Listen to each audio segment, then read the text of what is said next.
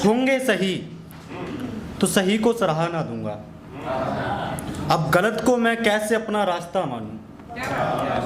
कुछ होंगे सही तो सही को सराहना दूंगा, अब गलत को मैं कैसे अपना रास्ता मानूं। हर चीज़ बिकती है बस खरीदो तुम, हर चीज़ बिकती है बस खरीदो तुम, अब हर चीज़ को मैं कैसे आस्था मानूं।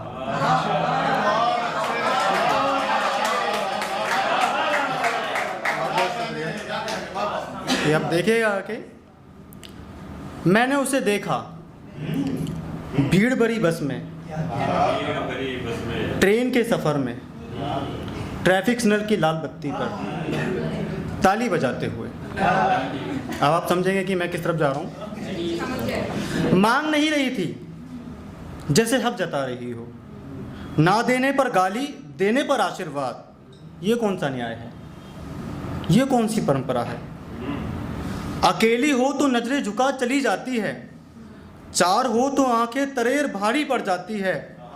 कर्म का तो कोई मोल नहीं लगता, शिक्षा भी बेकार।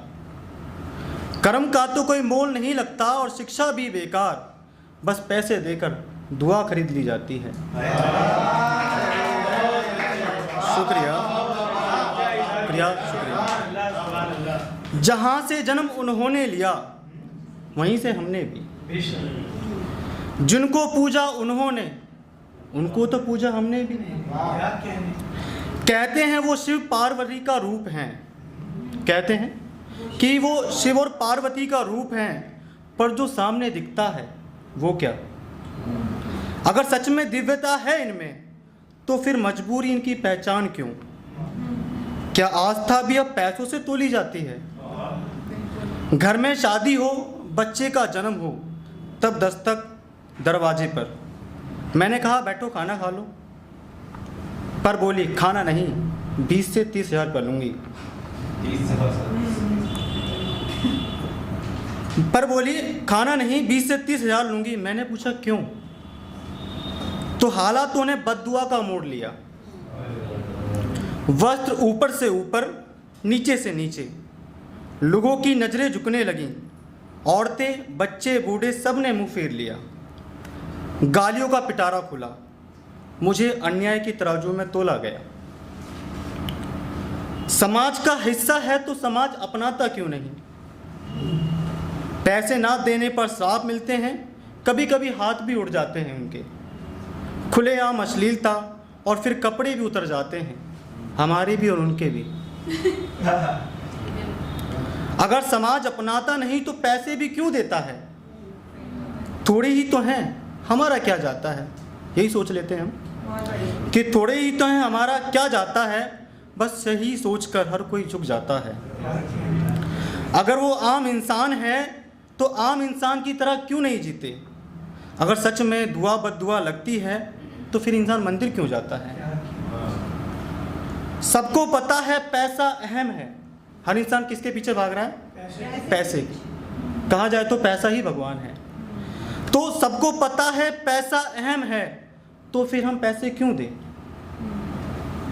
हाँ होंगे कुछ जो ऐसी इच्छा नहीं रखते होंगे, लेकिन उनका क्या जो हदें पार कर देते हैं। शुक्रिया यार, क्या तरीके से बहुत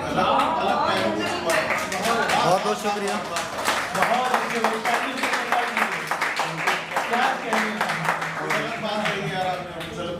जी बिल्कुल बिल्कुल, जियो भाई जियो। थैंक यू, शुक्रिया। तो कहानी गुलाब और खत की। ये कहानी है कुछ उस वक़्त की, किताब में गुलाब और खत की। एक भीड़ से गुजरकर निगाह रुक गई, उसको उसकी सहेली से मेरी खबर लग गई। वो एक दूसरे को देखकर नज़रें चुराना, देख लेना फिर कुछ यूं मुस्कुराना। स्कूल जाने का मैंने समय बदला, उठाया बैग और जल्दी चल निकला। मेरे हाथों से दिल निकलने लगा था, कोई मुझको यूं बेहतर लगने लगा था।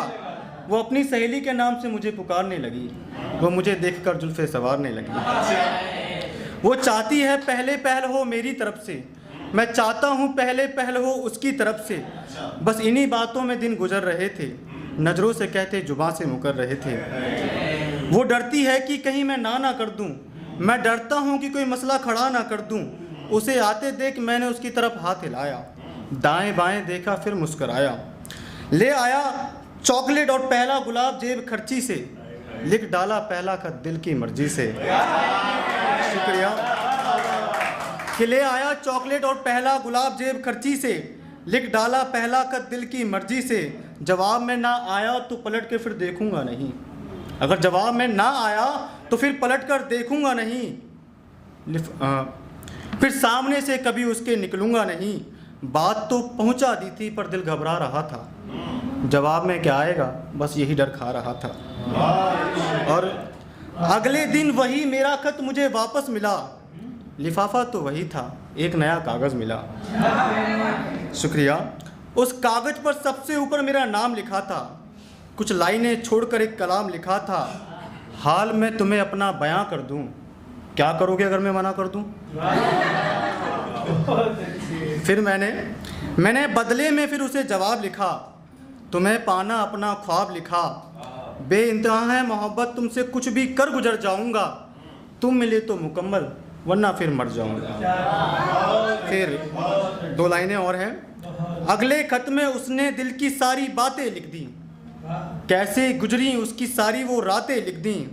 उसने मुझे पहले से ही मकबूल कर लिया था, उसने मेरी मोहब्बत को कबूल कर लिया था। शुक्रिया।